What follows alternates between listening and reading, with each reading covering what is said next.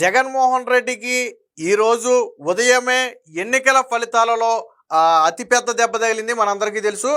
ఏదైతే పులివెందుల, ఒంటెమిట్ట ఈ రెండు ప్రాంతాలలో జరిగినటువంటి ఎన్నికలు ఉన్నాయో దాదాపుగా రెండిట్లో కూడా జగన్మోహన్ రెడ్డి ఘోర పరాజయం చూశాడు.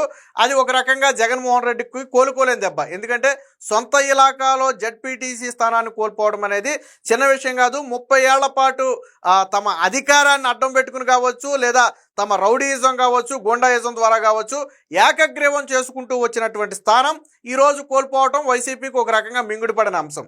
దీని నుంచి తేరుకోకముందే హైకోర్టులో మరొక అతిపెద్ద ఎద్దు దెబ్బ తగిలింది. ఏదైతే ఈ ఒంటిమిట్ట అలాగే పులివెందుల ఈ రెండు ప్రాంతాలలో జరిగినటువంటి ఈ జడ్పీటీసీ ఉప ఎన్నికలు ఉన్నాయో వీటిని తక్షణమే రద్దు చేయాలి అని చెప్పి జగన్మోహన్ రెడ్డి కోర్టుకు వెళ్ళటం జరిగింది.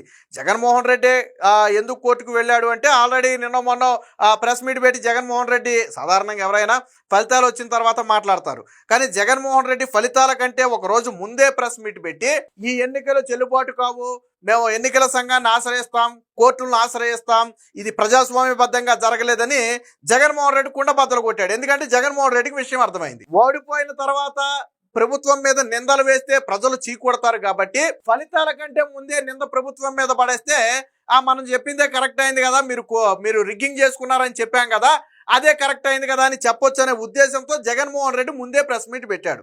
సాధారణంగా ఎవరైనా ఎన్నికలు అయిపోయిన తర్వాత ప్రెస్ మీట్ పెడతారు. జగన్మోహన్ రెడ్డి ముందే ఎందుకు పెట్టాడు అంటే ఇది రీజన్. కానీ ఈరోజు హైకోర్టులో ఆ పిటిషన్ తిరస్కరణకు గురయ్యింది. ఏదైతే రెండు ప్రాంతాలలో ఎన్నికలు మళ్ళీ నిర్వహించాలి, ఈ పోలింగ్ను మేము యాక్సెప్ట్ చేయట్లేదు, ఇది ప్రజాస్వామ్యబద్ధంగా జరగలేదు అని హైకోర్టును ఆశ్రయించారో వాదనలు విన్న తర్వాత హైకోర్టు పూర్తిగా ఈ పిటిషన్ను డిస్మిస్ చేస్తూ తీర్పు అయితే ఇచ్చింది. దానికి హైకోర్టు ఒక రీజన్ కూడా చెప్పింది. సాధారణంగా ఎన్నికల విషయాల్లో కోర్టులు జోక్యం చేసుకోనే గతంలో కూడా చెప్పారు, ఇప్పుడు కూడా అదే చెప్పింది. మీరు ఎన్నిక అయిపోయిన తర్వాత వచ్చి ఎన్నికలు చెలవు అంటే ఎలా కుదురుతుంది? అయినా ఈ విషయం మా పరిధిలో లేదు, ఎన్నికల కమిషన్ పరిధిలో ఉంది కాబట్టి దీని మీద ఏ నిర్ణయం అయినా తీసుకునే అధికారం ఎన్నికల కమిషన్కే ఉంటుంది. ఈ విషయంలో మేము జోక్యం చేసుకోబోలేమని చెప్పి వెంటనే దీన్ని అయితే కొట్టివేయడం జరిగింది. ఎన్నికల కమిషన్ కూడా అభ్యంతరాలు తీసుకుంటుంది. ఎన్నికల కమిషన్ ఏమి ఏకపక్షంగా వ్యవహరించదు. ఇంతకీ ఎవరు ఉన్నారు? జగన్మోహన్ రెడ్డి నియమించిన నీలం సాహ్నినే కమిషనర్గా ఉంది. నీలం సాహ్ని ఎవరో తెలుసు కదా, జగన్మోహన్ రెడ్డి హయాంలో చీఫ్ సెక్రటరీగా చేసినటువంటి వ్యక్తి, ఆయన హయాంలో ఎన్నికల కమిషనర్గా నియమించినటువంటి వ్యక్తి. మీ దగ్గర ఆధారాలు ఉంటే, మీ దగ్గర ప్రూఫ్స్ ఉంటే, ఆ వీడియో ప్రూఫ్స్ కావచ్చు, లేదా ఫోటో ప్రూఫ్స్ కావచ్చు, లేదా ఇంకోటి కావచ్చు, వాటిని ఎన్నికల కమిషన్కి ఇచ్చి ఇదిగో పలానా చోట రిగ్గింగ్ జరిగింది, రీపోలింగ్ చేయండి అనే అధికారం వైఎస్ఆర్సీపీకి ఉంది. కానీ వీళ్ళు ఎలక్షన్ కమిషన్ దగ్గరికి ఆధారాలు పట్టుకెళ్లకుండా అక్కడ రిగ్గింగ్ జరిగిపోయింది, తెలుగుదేశం పార్టీ ఓట్లేసేసుకుంది ఎలా చెప్తారు మీరు? ప్రతి పోలింగ్ కేంద్రంలో కూడా సీసీ కెమెరాలు ఉన్నాయి. ప్రతి పోలింగ్ కేంద్రాల్లో వీడియో ఫుటేజ్లు ఉన్నాయి. అంటే లైవ్ వీడియోలు, ఫుటేజ్లు మొత్తం తీయించారు.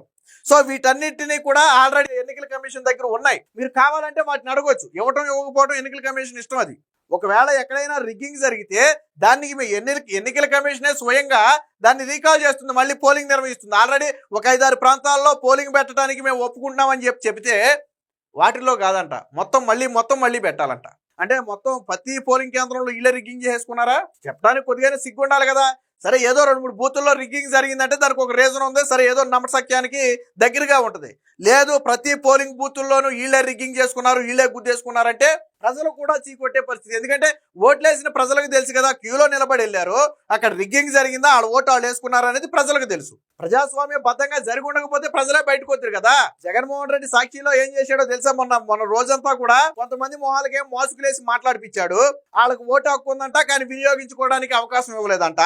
కొంతమంది స్లిప్పులు జేబులో పెట్టుకుని వచ్చారు, వాళ్ళు ఓటు వేయడానికి పోలింగ్ బూత్ లోకి వెళ్లకుండానే బయట నుంచుని మమ్మల్ని ఓటు వేయనివ్వలేదు స్లిప్ చూపిస్తున్నారు. ఇదిగో మాకు ఓటు ఉంది, మాకు స్లిప్ ఉంది, మమ్మల్ని ఓటు వేయనివ్వలేదని చెప్తున్నారు. వాస్తవానికి విషయం ఏంటంటే వాళ్ళు పోలింగ్ బూత్ లోకి వెళ్తే చుక్కేస్తారు ఏలి మీద చుక్కతో బయటకు వస్తే దొరికిపోతారు కాబట్టి పోలింగ్ బూత్కి వెళ్లకుండా మమ్మల్ని వేయనివ్వలేదు. వాస్తవానికి ఈ అరాచకాలు చేయాలని చూసిందే వైఎస్ఆర్సీపీ. మొన్న కూడా ఎన్నికల కమిషన్ సమస్యాత్మక ప్రాంతాలుగా ఉన్నాయని చెప్పి, మన గొడవలు కూడా జరిగినాయని చెప్పి ఒక 4-5 పోలింగ్ బూత్లను దూరంగా పెడితే, ఆ పోలింగ్ బూత్లను దూరంగా పెట్టడం కుదరదు, దగ్గరగానే పెట్టాలి. ఎందుకు దగ్గరగా పెట్టాలి? దగ్గరగా పెడితే వైఎస్ఆర్సీపీకి అనుకూలంగా ఉంటుంది. సగాల మనుషులందరూ కూడా దగ్గరికి వెళ్ళిపోయి రిగ్గింగ్ చేసుకోవచ్చు. దూరంగా పెట్టేటప్పటికి బందోబస్తు పెరుగుతుంది, ప్రజలందరూ బయటకు వచ్చి ఓటేస్తే వాళ్ళని అడ్డుకోవడం కష్టం అవుతుంది.